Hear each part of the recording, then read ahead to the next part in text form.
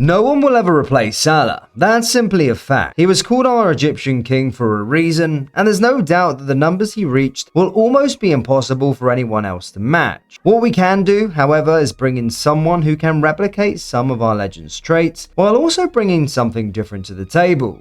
This is why Ibrahim Mbaye fits the bill. The 18-year-old PSG Academy product is now said to have agreed terms with our club. The only thing left is for us to reach an agreement with Paris Saint-Germain and get the deal over the line. But there are still a lot of questions surrounding Mbaye. If he is really that good, why are PSG willing to let him go? Is he really a right winger? And does his skill set have a high ceiling, or is he simply a player who relies heavily on his pace? That's what we're going to be finding out in today's video, so do hit that like and subscribe button, and let's jump straight into it. So the first obvious question is, what is Mbaye's position? Well, looking at this heat map from last season, you could say that the Senegalese is a right winger, and after watching his recent games both during PSG's friendlies and at the World Cup with his country, it is clear that he is primarily operated on the right hand side of the attack. But does that mean he only plays there? Absolutely not. Mbaye is also comfortable on the left wing and has his qualities to potentially play through the middle as well. His ability to move through these positions is actually one of the more interesting parts of his profile, and we'll come back to that later. For now though, however, let's take a closer look at the player's physical profile. Mbaye is a lean build and stands at 5'8".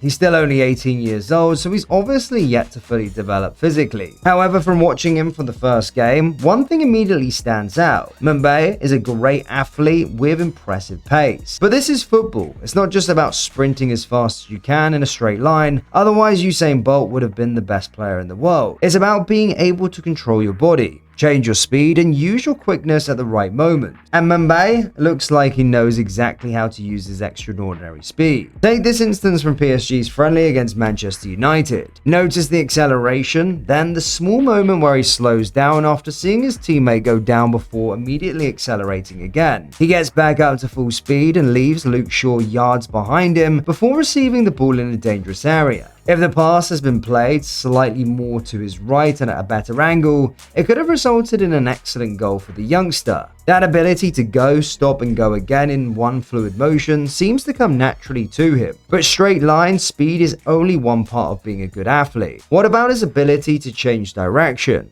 Well, let's look at another example. Here you can see the ball fall to him in a central area. With his first touch, he lays the ball off to a teammate and immediately goes forward to threaten the space behind. However, look closely at how he makes the run and, more importantly, how he manipulates his marker. He threatens to go in behind, slows down and faces the touchline before suddenly going behind again to receive the ball out wide. By constantly changing the direction and timing of his run, Mbaye makes himself much harder to predict. And once he creates that separation, he uses his first explosiveness to full effect. It's not just about being fast, it's about creating the right situation to use that speed. There's one more key thing I want to highlight when it comes to using his pace, and that's how consistently he looks to make runs in behind. Let's have a look at these two examples, and I want you to write down in the comments what you notice before we give you the answers. In the first example, you can see him explode in behind, and then use his strength to win the second ball before playing his pass into the opposite side. In the second, he makes almost the exact same run,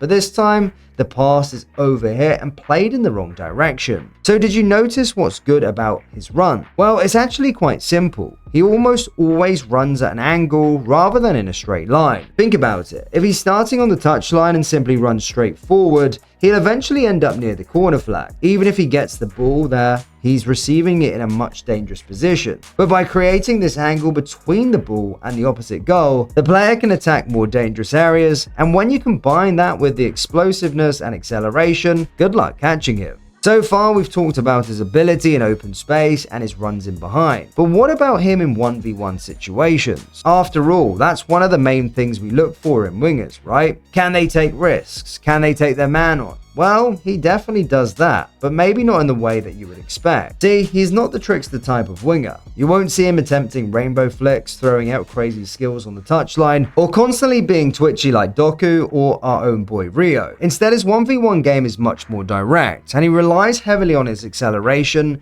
timing, and ability to attack the space in front of him. He is direct. He'll use his feint here, a jab there, and he'll roll the ball with the sole of his foot. But most of the time, his ultimate aim is to simply knock the ball past you. Take this example. Notice how he sets the ball in front of him and stays on his toes, ready to explode off his left foot. At the same time, he uses the same foot to knock the ball past the defender in one motion. Once he gets past him, he immediately gets low and uses his arm to protect the ball, making it difficult for the defender to get back in front of him. He eventually wins the foul, but this is a good example of how he approaches his 1v1s.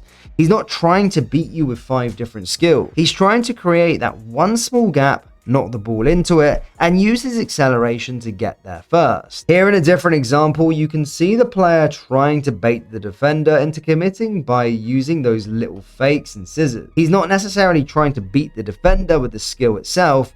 Instead, he's using it to make the defender shift his weight and give him the opening he needs. And once again, you can see that explosiveness in his first step of his left foot. He gets low, knocks the ball past the defender, and uses his acceleration to get around him before putting a dangerous cross into the box. And finally, one more example, but this time it ends with a goal on the biggest football stage of them all, the World Cup. Once again, it's the same idea. He uses a few feints and scissors to bait the defender into committing, but this time he takes it even further, sending him into the ground before knocking the ball past him. He then gets into position to shoot and absolutely smashes the ball into the net.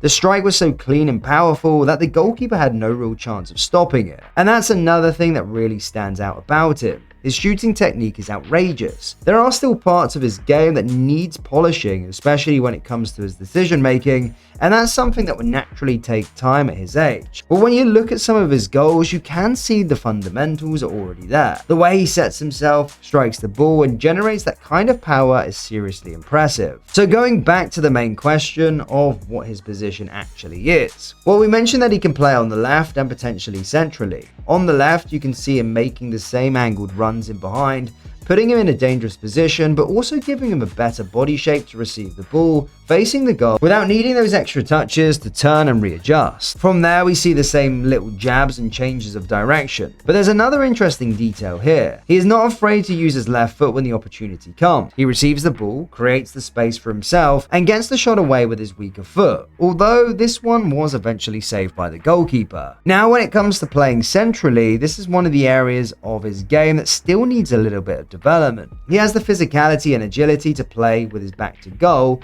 We've already seen him roll his man, protect the ball, and carry it under pressure multiple times. However, there is one little detail he needs to add to his game, and if he can develop it, I think that can take him to the next level. His centre back plays the pass into him here, while his fullback makes the overlapping run. Shaw takes that step forward to the right back, which gives him the extra yard to control the ball. The issue is that he doesn't scan his shoulder as the ball is travelling towards him. As a result, he ends up playing the safe pass back into midfield when he could have taken an extra touch and created a 2v1 against Shaw with his fullback. And again, in a different sequence, you can see a defender charging towards him. However, he still has enough space towards his right shoulder to take the extra touch and turn, using the defender's momentum against him. He doesn't do that and instead plays the pass out wide, simply because he doesn't make that critical scan while the ball is traveling towards him. These are small details, but they can make a huge difference to how effective he can be when receiving the ball under pressure. The good thing is that he is coachable. At 18 years old, he has plenty of time to add those details to his game and develop much more.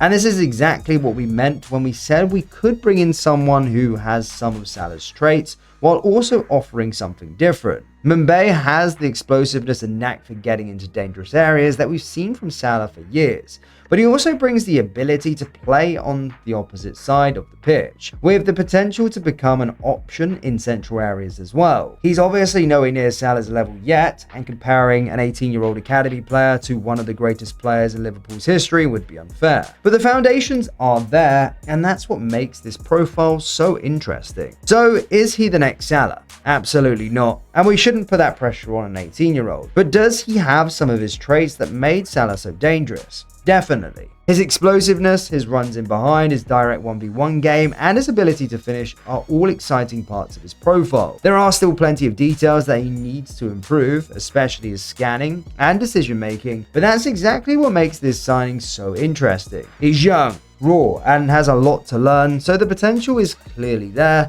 If we get the deal over the line, it's up to Liverpool to develop his skill set. So that's it from us today, guys. If you enjoyed today's video, then please make sure you hit that like and subscribe button for more, and we'll see you all next time. Take care.